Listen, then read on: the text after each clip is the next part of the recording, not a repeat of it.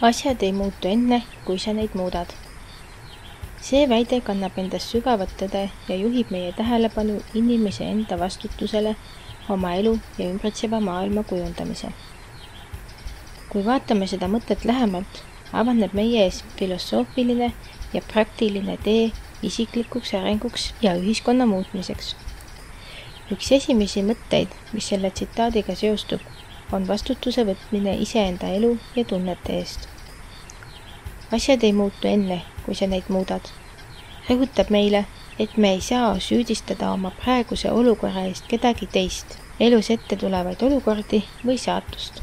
Igaühel meist on oma elu eest vastutus.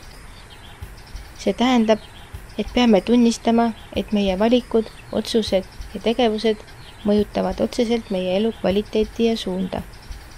Ka siis, kui me ei ole nii-öelda süüdi, saame võtta vastutuse oma suhtumise eest. Selle mõtte keskmes on idee, et muutused algavad inimesest endast.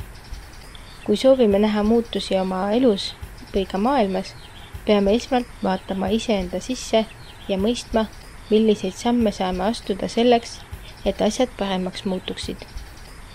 See hõlmab eneseanalüüsi, eneseteadvustamist ja valmisolekut aktiivselt panustada muutuste protsessi. Samuti on oluline osa sellest kontseptsioonist teadlikkus oma mõttemaailma ja suhtumise olulisusest. Sageli oleme ise suurimad takistused oma teel. Negatiivsed mõtted, hirmud ja enesehoiakud võivad pidurdada meie võimet muutustega kohaneda. Lisaks pärsib negatiivne mõtlemine võimet tekkinud olukordades võimalusi näha. Sellepärast on oluline mõista, et enesekindlus, optimism ja avatud meel on kõige võimsamad tööriistad muutuste elluviimisel. Kui suudame muuta oma mõtlemist ja suhtumist, oleme võimelised kogema suuremat edu oma pingutustes.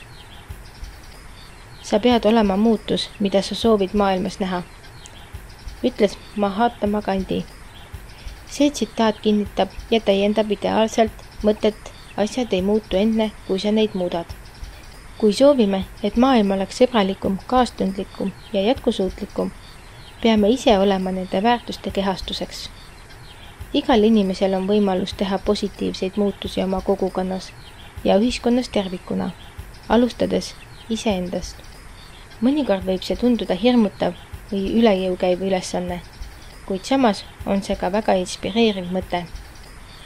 See kutsub meid üles olema julgemad, astuma välja oma mugavustsoonist ning tegema selleks reaalselt vajalikke samme.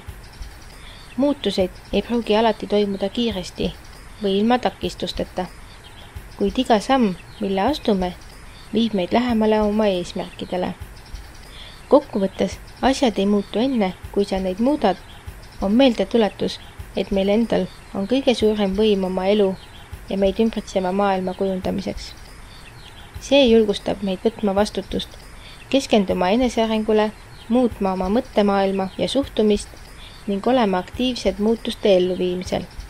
See mõte on väga heaks motivaatoriks meie enda elus toimuvale arengule ja ühiskonnas toimuvale positiivsele muutusele. Aitäh kuulamast ja järgmiste kohtumisteni!